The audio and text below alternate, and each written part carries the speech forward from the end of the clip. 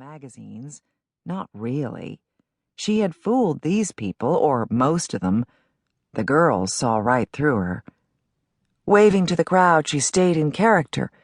It felt nice to be worshipped, but perhaps a little lonely.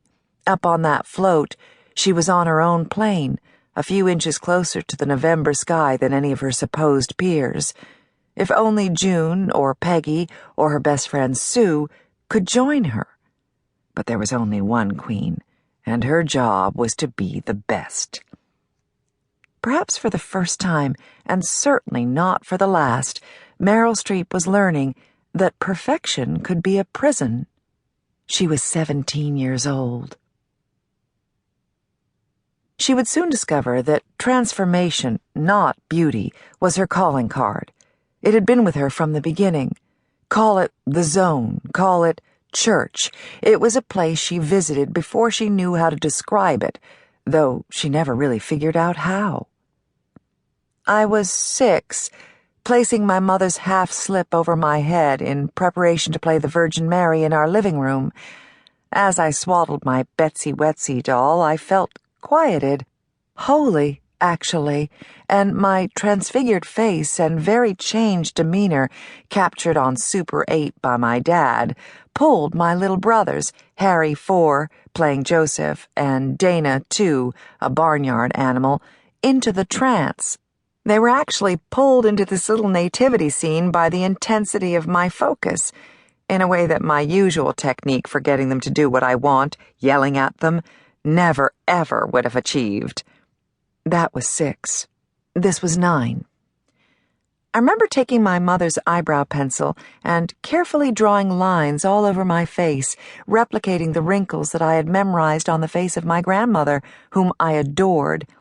I made my mother take my picture, and I look at it now, of course. I look like myself now and my grandmother then.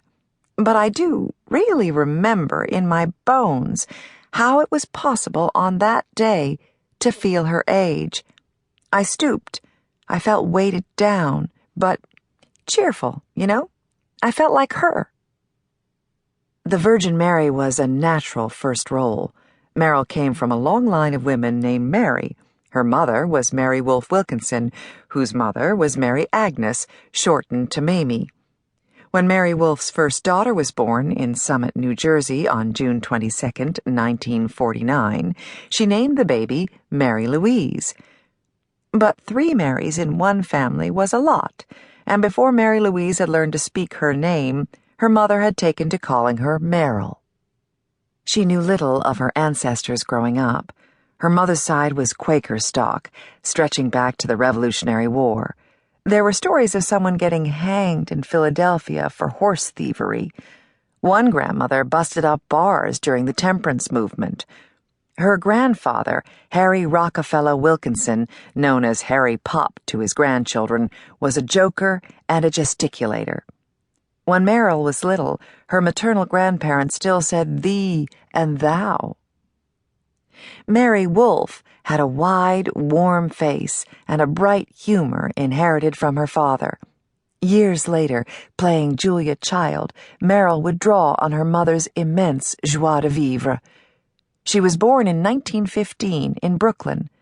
During World War II, she worked as an art director at Bell Labs and later studied at the Art Students League in New York.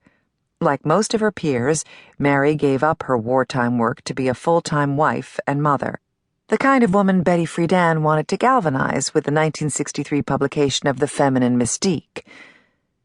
But Mary didn't suffer from the malaise Friedan observed in so many housewives, perhaps because she never abandoned her artistic pursuits.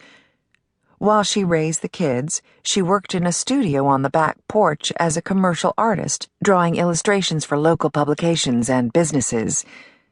Had she been part of her daughter's generation, she might have gone out and had a career.